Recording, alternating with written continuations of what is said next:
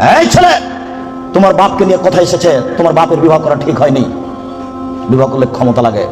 শোনো, আমার কথাকে তুমি মূল্যায়ন করার চেষ্টা করো। আমি তোমাকে পরামর্শ দিয়েছি, তোমার বাপের জমিদারি আছে, বড় ব্যবসা করো, টাকা কম আছে কলা বিক্রি করে খাও, তার চেয়ে টাকা কম আছে চকলেট বিক্রি করে খাও। যদি চকলেট বিক্রি করে খাওয়ার টাকা না থাকে তাহলে মানুষের বাড়িতে কাজ করে খাও। যদি মানুষের বাড়িতে দোকানপাটে কাজ করে খেতে না পারো তাহলে ভিক্ষা করে খাও।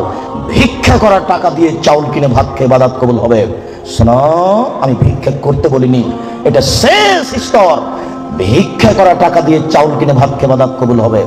শোনো, ভিক্ষা করা টাকা দিয়ে চাউল কিনে ভাত খেয়ে ইবাদত কবুল হবে। যৌতুকের টাকা দিয়ে চাউল কিনে ভাত খেয়ে ইবাদত কবুল হবে না। নাপিতকে ঘর ভাড়া দিয়েছ, ওই টাকা দিয়ে চাউল কিনে ভাত খেয়ে ইবাদত হবে না। নাপিত দাড়ি চাচে। এদেশের কোন ব্যাংকে চাকরি করে সে টাকা দিয়ে চাউল কিনে ভাত খেয়ে ইবাদত কবুল হবে না।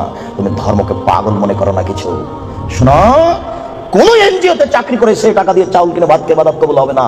1450 বছর পূর্বে তিনি বলেছেন, একটা লোক বিপদে পড়েছে, মাঠে আছে, বাইরে আছে, বিপদে পড়ে হাত তুলে আল্লাহর দরবারে প্রার্থনা করছে। মাতামু হারামুন, তার খাদ্য আছে হারাম। মালবাসু হারামুন, তার পোশাক আছে হারাম। মাশরাবু হারামুন, তার পানি আছে হারাম। গসিয়া বিল হারামে, তার জীবিকা নির্বাহ হারাম। আনা ইস্তাজাল্লাহু, তার দোয়া কি করে কবুল হতে পারে? তার ইবাদত কবুল হবে না, তুমি মনে রেখো। শুনুন, তোমার বাপকে বলছি, শোনো, তোমার বাপ তোমাকে আর তোমার বোনকে, ছেলে মেয়েকে লালন পালন করবে বাপের জমিদারি দিয়ে। যদি সম্ভব না হয়, তোমার বাপ ছেলে মেয়েকে লালন পালন করবে কলা বিক্রি করে। যদি সম্ভব না হয়, তোমার বাপ ছেলে মেয়েকে লালন পালন করবে চকলেট বিক্রি করে। যদি সম্ভব না হয়, তাহলে তোমার বাপ ছেলে মেয়েকে লালন পালন করবে দোকানে কাজ করে, মানুষের বাড়িতে কাজ করে। যদি সম্ভব না হয়, তোমার বাপ ছেলে মেয়েকে লালন পালন করবে ভিক্ষা করে। তোমার বোন গার্মেন্টসে আসলো কেন বলো তুমি? তোমার বাপ ধর্ম দেখাচ্ছে? আমি মনে হয় কথা বুঝাতে পারলাম না।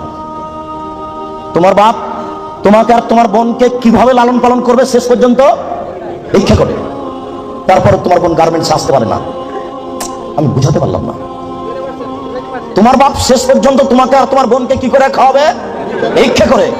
ভিক্ষা করা অপছন্দ, তবে যায়। আমি কখনো ভিক্ষা করতে বলিনি, তবে ভিক্ষা করা যায় যেটা উপার্জনের শেষ পথ। যে বিজনেস আপনি করেন সেই বিজনেসের খুঁটিনাটি জানার জন্য জিরো থেকে শুরু করা উচিত। একদম মানে ওই যে সম্ভবত আমি যদি ভুল না বলে থাকি, একটা বক্তব্য শুনেছিলাম অনেকদিন আগে আব্দুর রাজ্জাক বিন ইউসুফের। অনেক বড় মাপের আলেম, আল্লাহ ওনার দীর্ঘ হায়াত দিক। অনেক কিছু আমি ব্যক্তি জীবনে তার কাছ থেকে শুনে ফলো করেছি। পুরোপুরি ফলো করা ইজ রিয়েলি ডিফিকাল্ট আমার মতো জবে থেকে। মানে ওনার একটা খুব চমৎকার কথা ছিল যে ব্যবসা শুরু করবেন চকলেট দিয়ে।